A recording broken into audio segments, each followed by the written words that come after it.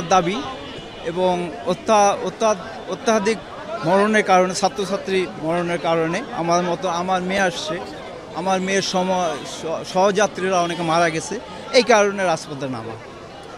এই আমরা চাই উপযুক্ত বিচার, যে বিচারটা আন্তর্জাতিক মানসম্য হবে।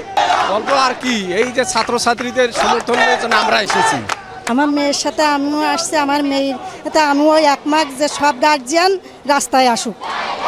আমরা অভিভাবকরা আমাদের চাওয়া হচ্ছে আমাদের সন্তান যারা শিক্ষা প্রতিষ্ঠানেও নিরাপদ নয় তাদেরকে যেন দেশ নিরাপত্তা দেয়।